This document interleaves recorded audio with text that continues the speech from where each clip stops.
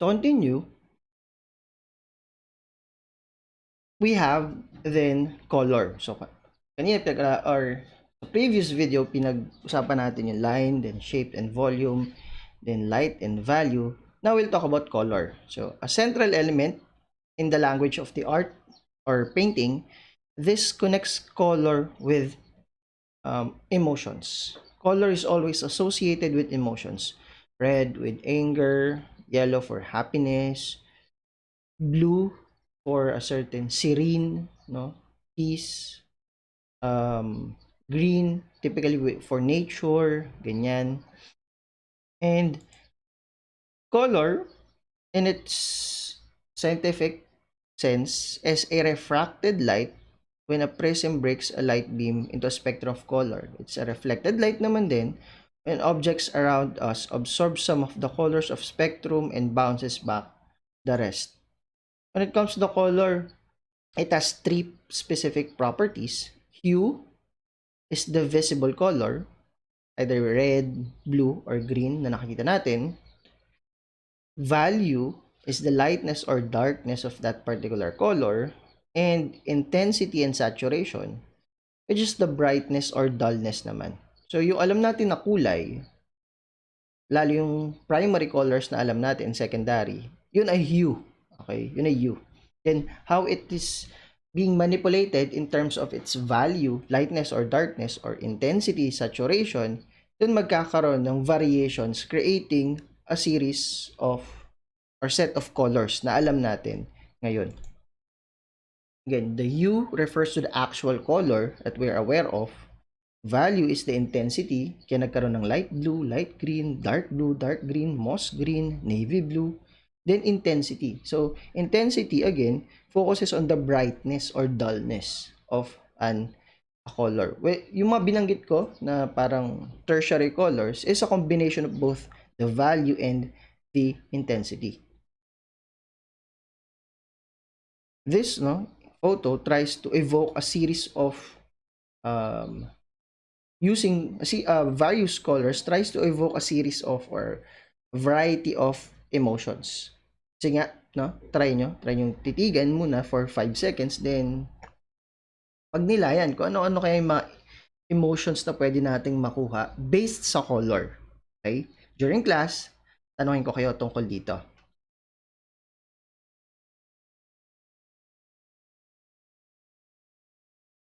Color as a symbol. Colors can be symbolic and thus associate with emotions, thoughts, and ideas. We link all mood with color. At the same time, color is or the what it wants to evoke, its meaning can be very much culture specific. For us, majority of Western influenced countries,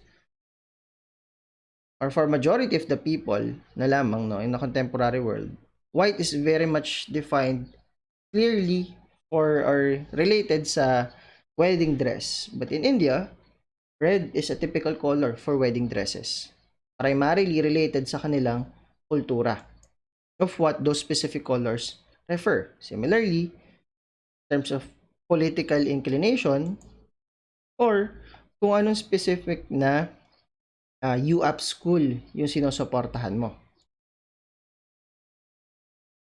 A good painting always have a proper manipulation of color to evoke specific sets or set of emotions na gusto nitong iparating. Na sa pagtingin mo pa lang dun sa larawan, mararamdaman mo na yung emosyon na gustong iparamdam sa iyo nung painter. So, Starry Night po by Vincent van Gogh. Then we have texture. Texture is a surface characteristic that is tactile or visual. By tactile, we mean it consists of physical surface variations that can be perceived by the sense of touch. So from the word itself, tactile, may tactile feedback. No? Once you use your sense of touch, mararamdaman mo yung physical variations or variations dun sa surface. So pag humawa ka ng say embossed, bawa ito, hard drive, may embossed na logo, Pag hinawakan mo yun, mararamdaman mo. Okay, mararamdaman mo yung embossed pattern or logo. When it comes to the painting, mas very noticeable yung tactile kasi hindi naman typically din hinahawakan yung surface ng painting. Siguro sa mosaic. Pwede sabihin natin sa mosaic. Okay. Mosaic paintings or mosaic art. A method of creating a picture out of small colored pieces, glass, stone, etc., which are affixed to a surface. Okay? Using a variety of materials, stained glass, ganyan. We can have a tactile feedback doon sa painting na ginagawa natin. But for most paintings hindi naman ginagamit din yung um, tactile texture. Ang mas ginagamit natin is yung visual texture which is illusionary, wherein texture can be simulated, abstracted, or invented. So hindi necessarily kamay natin touch yung gagamitin, but our visual cues and a sense of imagination when perceiving that painting. So, ito ay mosaic. So, mosaic in Hagia Sophia. Uses of texture in art, it adds significant dimension in appreciation. Lalo kung yan ay 2D painting, no? That you want to evoke a certain sense of highlighting, no? Attention seeking na a portion ng iyong painting. It enhances the conveyance also of emotions. So, sample, portrait of Mrs. Peto. Yan. Kung makikita nyo, yung painting style na ginamit, I think visually makikita nyo siya, na there's an actual texture or parang extra smudges of paint on top of the actual layers. Para pag hinawakan mo yung painting, mas mararamdaman mo talaga yung texture. Okay? Then ito, maganda example of a painting that has this illusion, visual texture. Because you're aware of the object, possibly the object's materials that's being portrayed in the image, pwede mong maramdaman, no, using your imagination, yung texture, no? Yung texture nito, lalo kung halimbawa nakahawa ka na ng dull na plastic at may crease na ganyan, so pwede mong visually mararamdaman mo yung texture. Same with this, no? A Veiled Virgin by Giovanni Strassa. And also, then we have patterns. So, patterns is a configuration of repeated visual form. So, yun. Configuration of repeated, no? Pattern is a repeating images, no?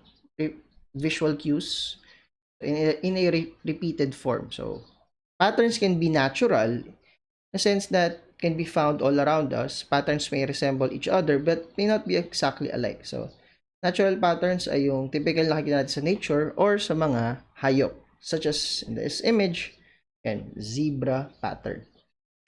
Then we have geometric patterns, have regular elements spaced at regular intervals. These are typically created by, these are man-made, no? In nature, man-made siya.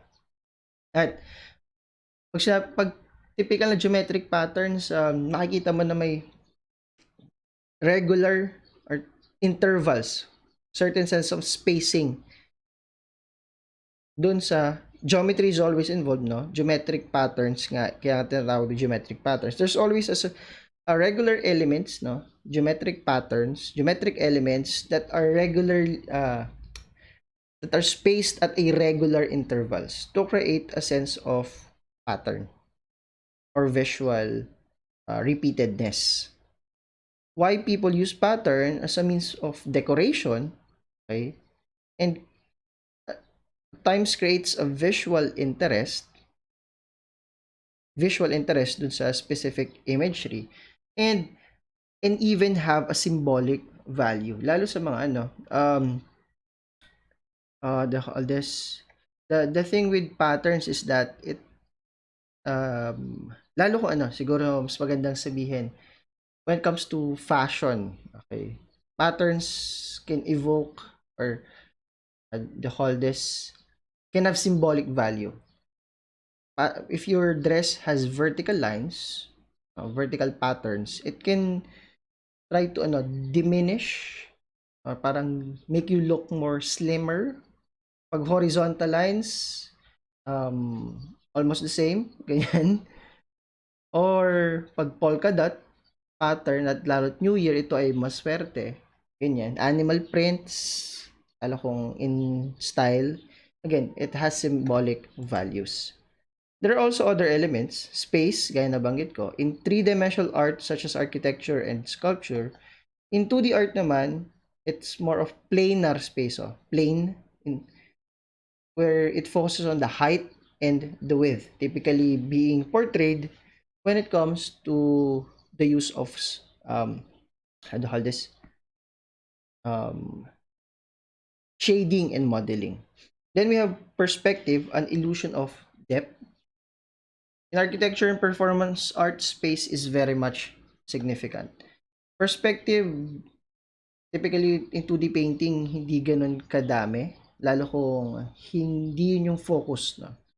Hindi yun yung aim ng painting. But still, there are a number of paintings that utilizes a variety of a planar space that provides a certain sense of perspective. So, yung perspective na alam natin, yung top view, front view, and side view, ganyan.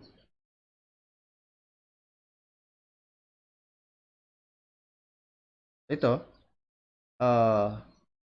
painting or artwork that provides a certain sense, the use of planar space, no, height and width, through a proper um,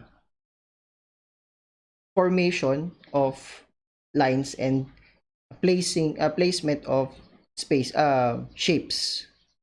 At to some extent, dito makikita mo din yung certain sense of perspective, no? So front view, top view, side view, and so on. However, the thing is, ito kasi gustong evoke ng painting na ito. Some other paintings, not necessarily na ganun yung gusto nila iparating. As such, space or perspective and perspective is not always something na hinahanap natin sa isang painting or 2D artwork. So ito, mga 3D art that evokes space and perspective.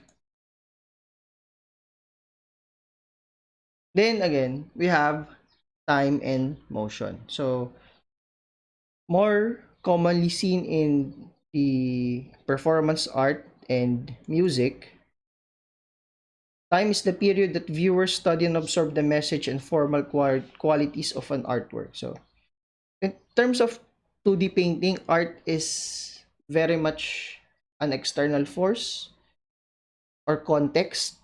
Halimbawa, may painting, nakita mo yung spolarium, at if you want to fully understand the context behind it, you'll need to look back as to what specific time frame it was created or drawn or painted. Motion can be implied, again, more of imagination, or integral in video, film, and digital art, as we all know. So, gaya ng sinabi ko kanina, motion can be depicted or movement can be depicted through series of lines and shapes on how it is being portrayed. So, ito ay Marcel Duchamp sample painting that evokes motion and descending in the staircase. Artists use principles of designs to combine elements of art into compositions that have a certain style, form, and content. In terms of this specific design or composition, it's a process in which organizing the visual elements to effect a desired aesthetic in a work of art. Design and composition is composed of 7 specific qualities, unity, variety, balance, emphasis, focal point, rhythm, scale, and proportion. When we talk about unity and variety, unity is oneness, pagkakaisa-isa ng object. A work of art achieves unity when its parts seem necessary to the composition as a whole. Variety then refers to differences. However, when it comes to design or composition, both unity and variety are more of a perspective, no? Point of view na kung sino ang titingin na din. So, this can both have variety. So, obviously, no, iba't ibang poses. Yan. Ethel Scroll, 36 times by Andy Warhol, no? Pop artist of the modern period. Yan. However, because we all know that this came from a certain person who's trying to evoke a certain emotion based on the color or hue that is being used on that specific panel, no? Play of color, no, and emotion, pwede nating sabihin that it has that certain sense of unity na din. Objects are interrelated. May oneness, wholeness dun sa imahe. The more you look at works of art, the better you will become at sensing the unity of compositions and pinpointing the ways an artist achieves it. Sometimes the techniques will be obvious, such as yung kanina, and other times it will be more subtle, such as this one, Saturday Night by Archibald Motley Jr., then Thomas Hart Benton, Palisades. When working with the principles of variety and unity, an artist will often keep one or more aspects of the work constant so that despite the multiplicity of images or elements, meron pa ring sense of focal point that connects or unites the image. Parang ito, okay, there's a certain sense of variety and unity, pero dahil may sameness in terms of the object being used, mas nararamdaman pa rin yung wholeness ng imahe.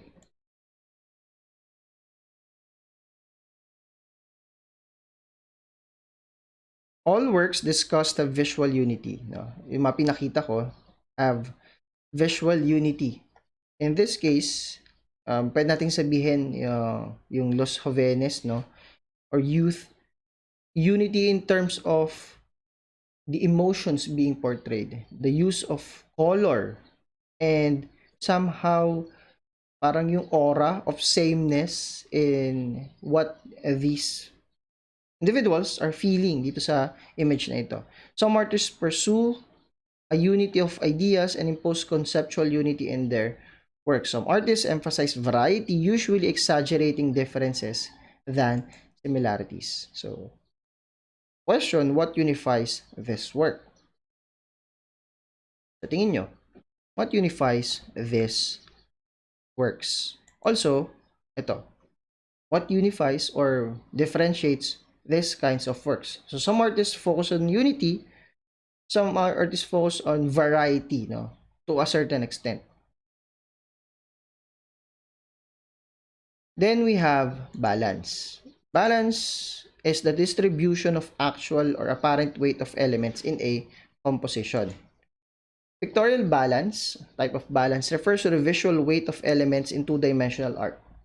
So, ito yung paano mo natitimbang yung balanse na observable sa artwork na ginagawa mo. Symmetry then refers to similarity of form or arrangement on either side of a dividing line or plane, to correspondence of parts in size and shape. Okay, symmetry and Vitruvian Man, sense of symmetry. Sabi nila, pag daw yung mukha mo ay symmetrical, pag tinakpan mo tong kalahati, yan, sa uluhin mo yung kalahati, takpan mo ulit yung kalahati, at sa uluhin mo, kung pares daw mukha mo, symmetrical yan, then you are considered as aesthetically pleasing. Maganda ka, tignan. Lalaki man o babae, okay? Ganun yung base yan, symmetry ng muka. Even the Capitol building is symmetrical in nature. Yan. Ethiopia by William Wegman. There's a certain sense of symmetry and balance dun sa imahe. Then we also have asymmetrical. Pag sinabi nating asymmetrical, when your eyes are telling you that the elements of a composition are skewed but your brain is registering overall balance. Alam natin off yung nasa gitna na image. However, our mind tries to balance out, no, what our eyes is being fed onto us. So ito, verde. Sa unang tingin, nakuha mo agad. I think nakuha nyo agad kung ano tong himahing to. Kung ano mang hayop yung ina-evoke nito, because regardless if kita nyo, yung actual na head walang laman, then ito ay yung body niya yung may laman, kayang balanse ng utak natin yung imahe. Primarily because we know kung ano yung gustong i-portray ng imaheng ito. Hence, the idea that our brain tries to balance out the asymmetrical nature of an artwork. Even this, verticality, no? Vertical, I saw 3 cities. Diagonal, balance. So, vertical balance, diagonal balance, and then there's an imbalance. Not all art aims to be aesthetically pleasing. Some artists aim to shock the viewer or to play into viewers' discomfort. Okay? Then an actual yan. Death of a loyal soldier, imbalance being portrayed in here.